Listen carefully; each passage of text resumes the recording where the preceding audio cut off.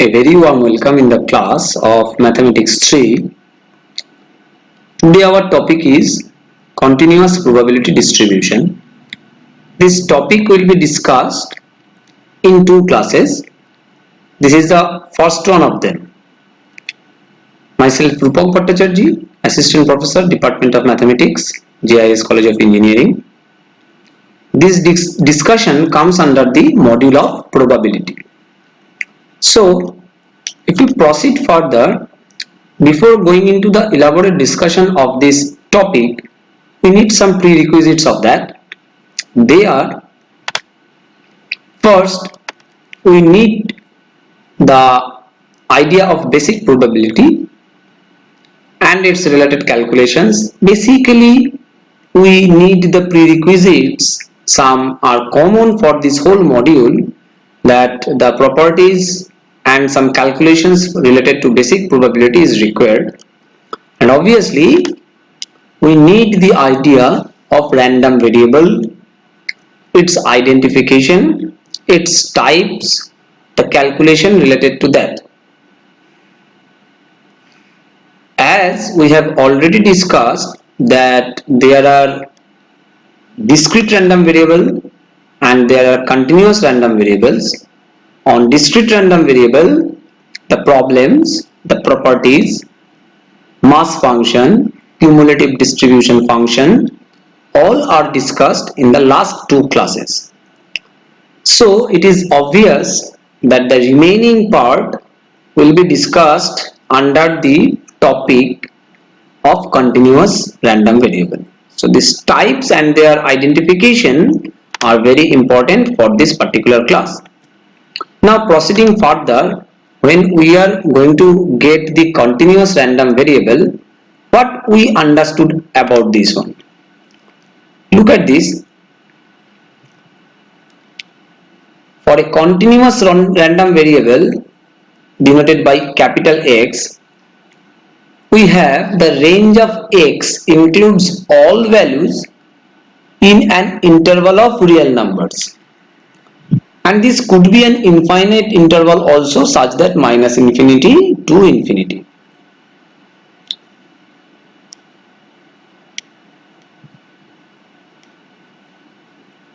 Okay. And for example, we can take X be a random variable such that X can take only the values which is bounded in the interval of 0 to 1, and it is closed interval. So already we have discussed that the continuous random variable can take the values from all these positions or from the position bounded by this. In this case, or in these cases actually, then this is a continuous random variable because it can take any value. We are emphasizing on this term, any value. Okay. So proceeding further, what we get, since there is an infinite number of possible values for X, we describe the probability distribution with a smooth curve. Please try to identify the difference. If you are only bounded to take these values, this value can be taken 1000 times, this value can be taken one time, or this value can be taken 10, or this value can be taken 2. But all these positions are corresponding to 0.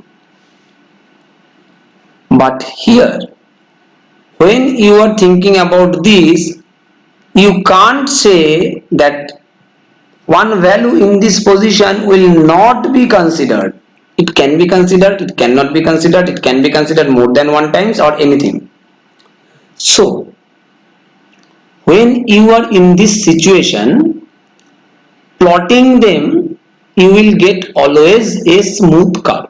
Now, in an example format, what we can say that X is a random variable such that capital X is within 0 to 1, and there is a high probability that X is near 0.15, so it is 0.0, 0.2, 0.6. If it is not visible, I'm trying to write it. 0.2, 0.6, sorry, 0.4, 0.6, 0.8 and 1.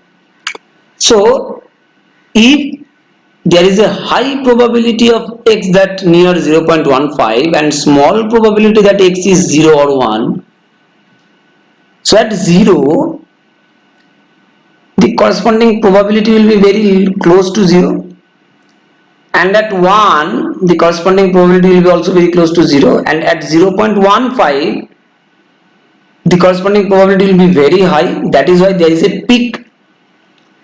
But you can't say that at this position there is no value or at this position there is no value. There will be a smoothness in the presentation, and that is why when it will be represented by a curve, then it will be a smooth curve like this.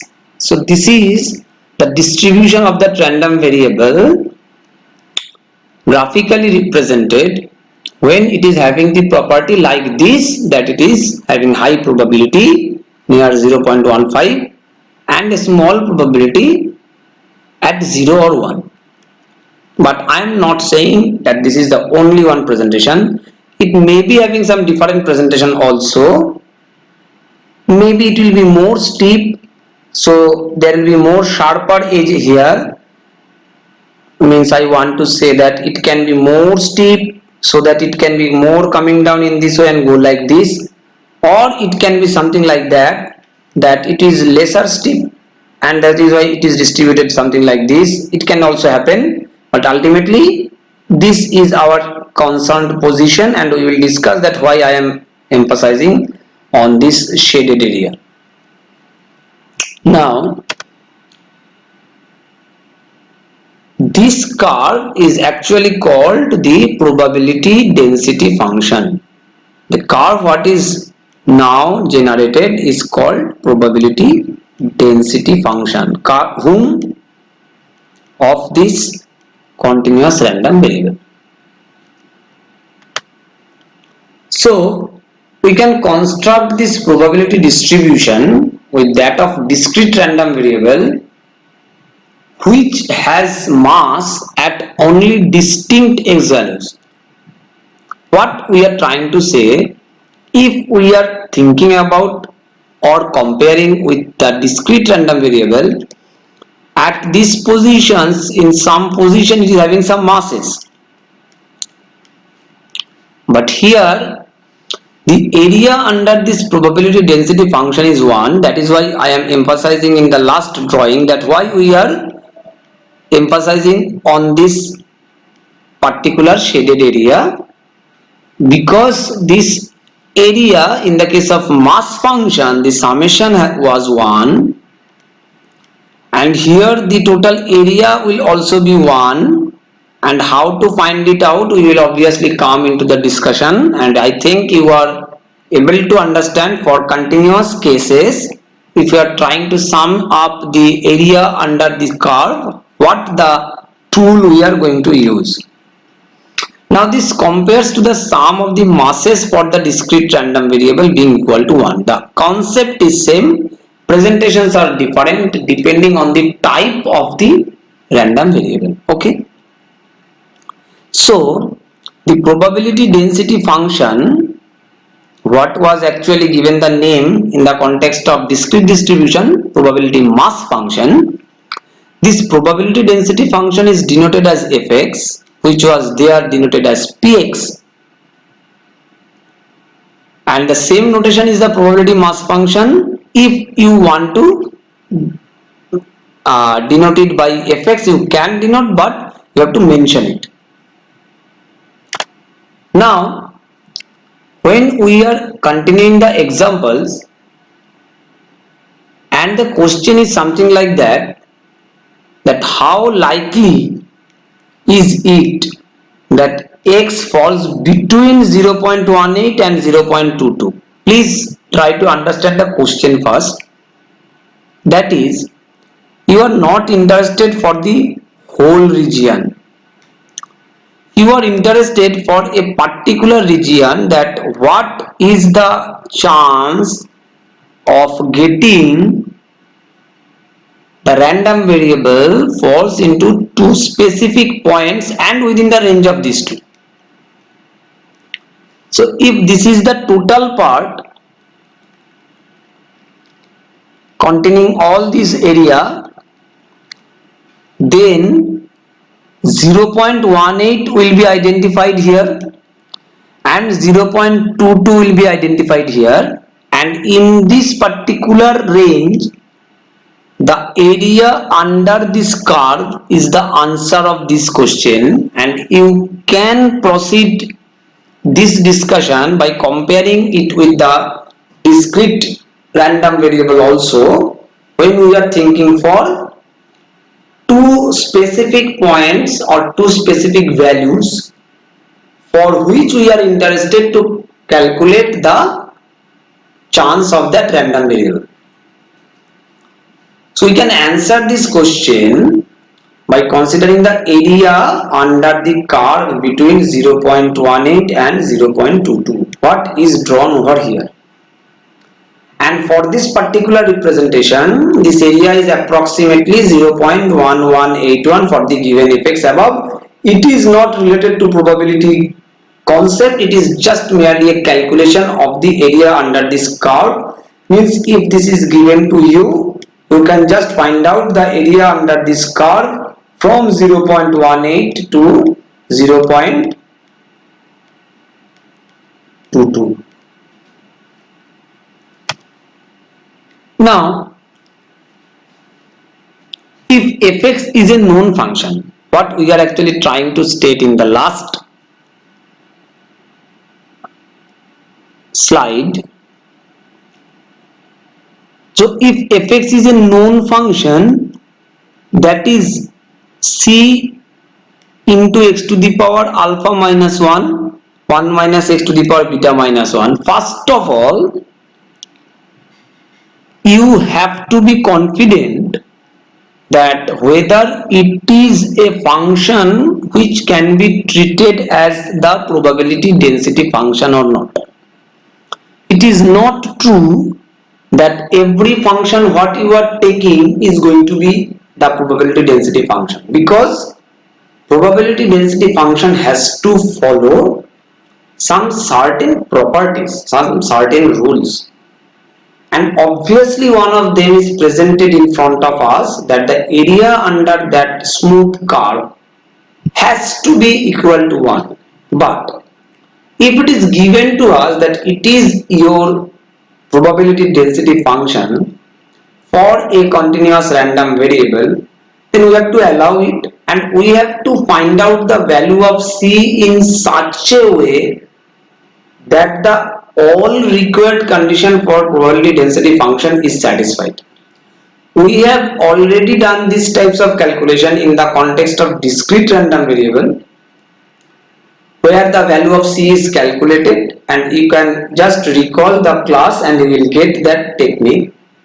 But here what is mentioned, that which is the case for the above, where c, alpha and beta are known constants, then we could answer this question through integration starting from 0.18 and going up to 0.22. This fx which is given will be placed here, and the answer what we are going to get, or after evaluation of this integration, the value what we are going to get is the answer of the question or the previously stated one.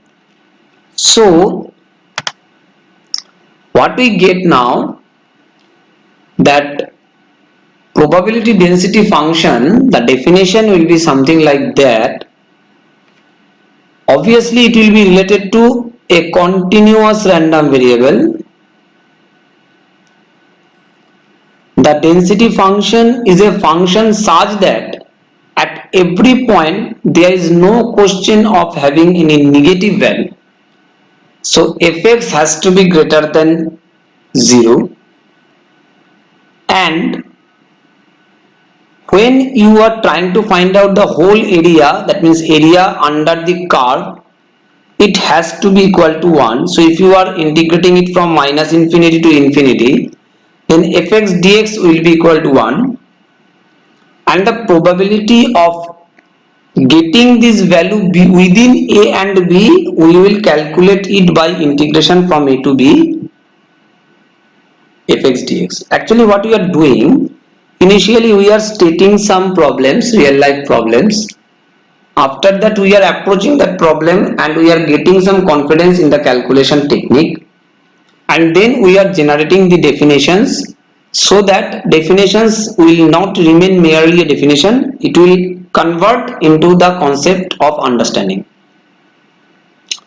So what we can say, a probability density function is 0 for x values that cannot occur, and it is assumed to be 0 wherever it is not specifically defined. Means obviously when it is guaranteedly given that this will never happen, so the associated probability will be 0, but if it is not specifically defined also, we have to consider it as 0,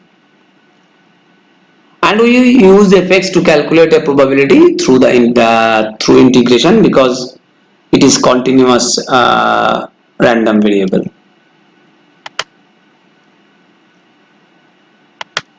So in this continuous case, every distinct x values has 0 with. There is infinitely many of them, and the probability for a single specific x value is 0, that is px equal to x will be 0. So what we can say, that instead we find probabilities for intervals of the random variable, not singular specific values like this 0.18, 0.20. We can take some example for that, like weight. Weighing machine is shown over here. Without the rounding, we see weight as a continuous variable. Means rounded off, it is be 10 kg, 11 kg, 12 kg, not like that. If you are not rounding it off, then we can just allow this variable as a continuous variable, and there is an infinite number of possible weights in 0 to infinity. Theoretically it is possible. On this perception, we could show that the distribution of weights using a probability density function, because it is going to be treated as a continuous random variable. So without rounding to the nearest pounds, when we see a weight of 45 on the scale, there are an infinite number of possible weights that end up with the scale weight anything between 44.5 and 45.5, because it is coming as rounded off, but anything can happen between this. So the probability of observing 45 on the scale can be found by integrating the probability density function fx of the continuous variable weight x over the range 44.5 to 45.5. Clear? As no singular x values has positive mass, the difference between less than and less than this case does not matter for the continuous variable. Clear? So if x is a continuous random variable for x1 and x2, probability of the continuous random variable lying between x1 and x2 is nothing but this one.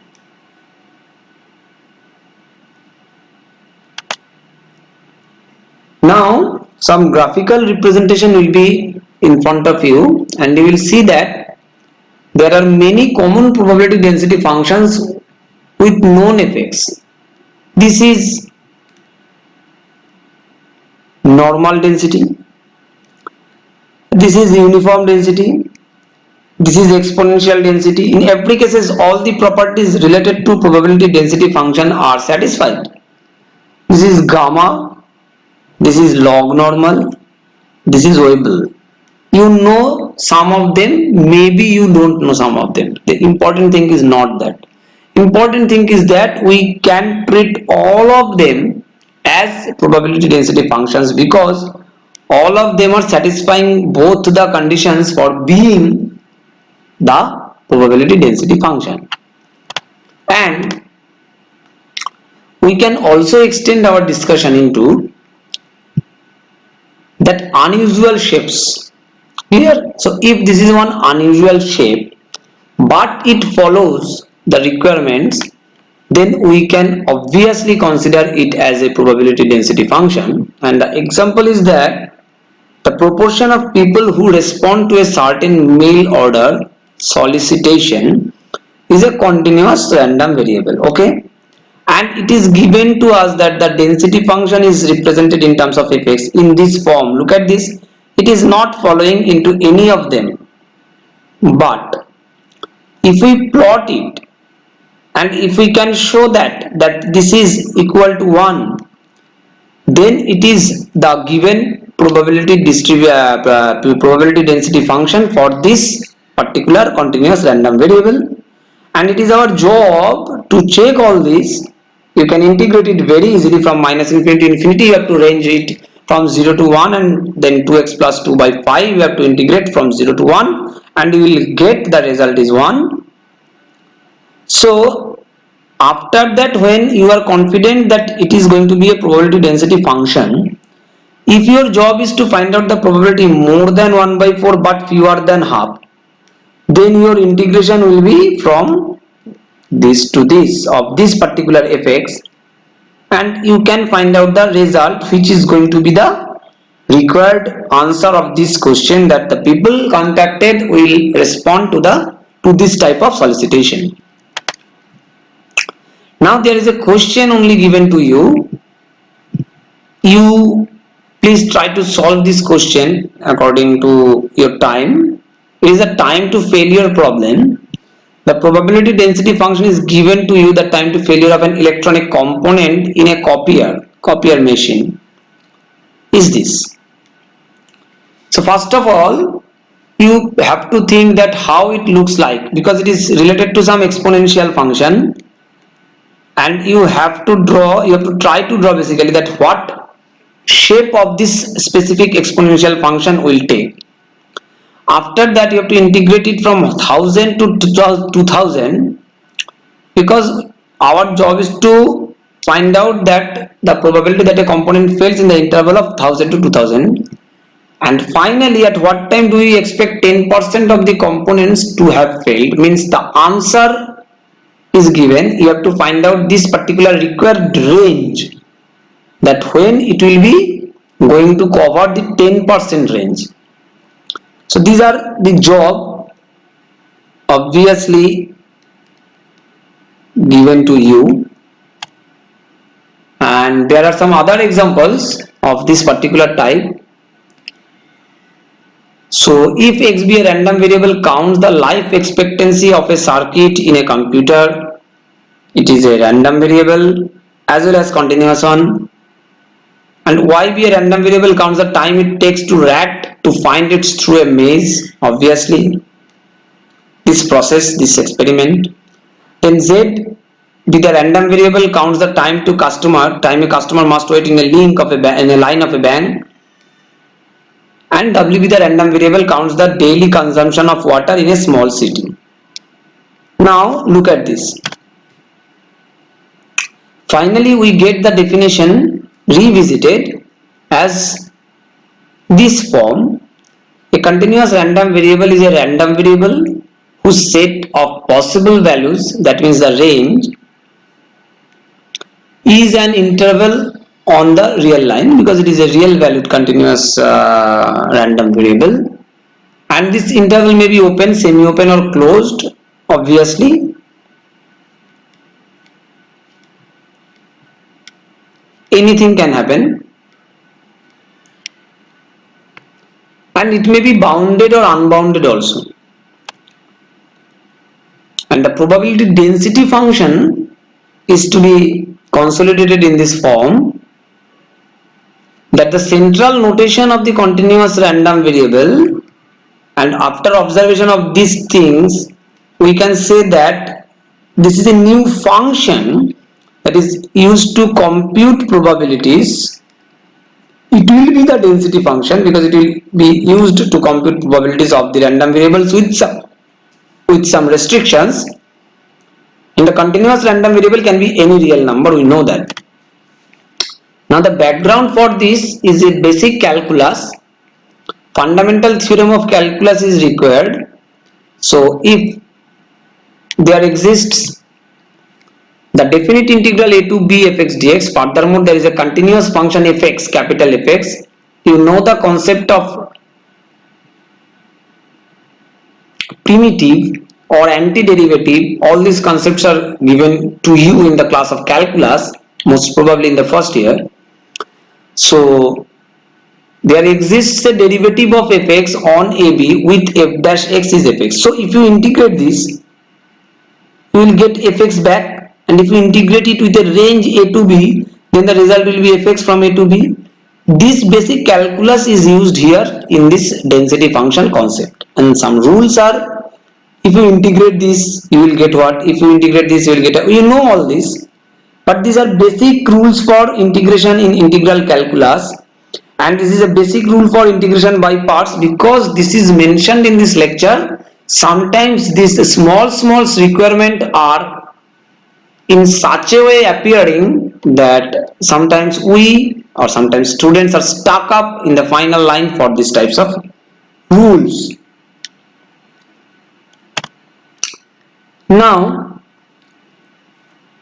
obviously if we have fx in this form a by x to the power 5 and it is the interval 0 to 2, 0 otherwise obviously it has to be given.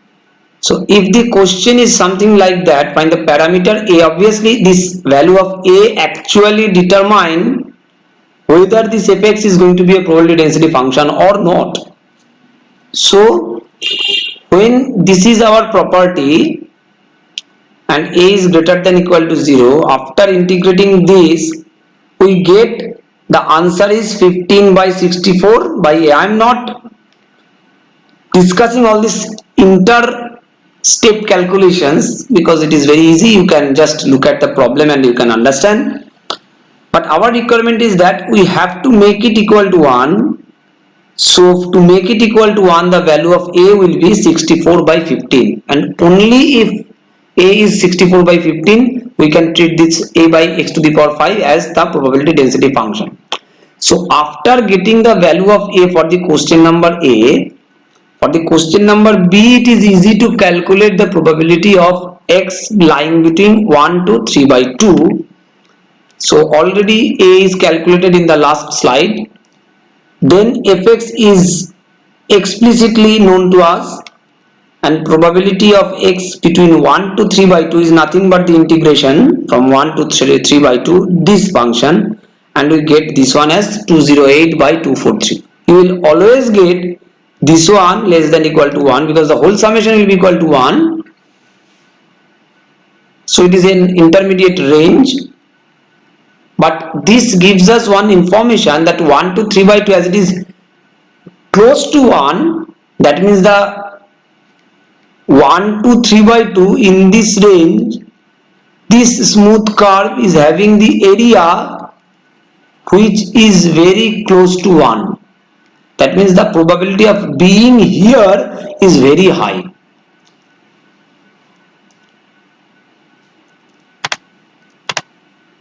Now another example. Actually we are testing the technique of integration for these examples. The question pattern is same. The function is given ax a to the power minus x. We have to first find out the value of a, capital A, so that it will be a density function, and after that we have to find out the probability lying between 0 to 1. So after calculating this, that means integration by parts is used, and putting the values of 0 and 1, we are getting this.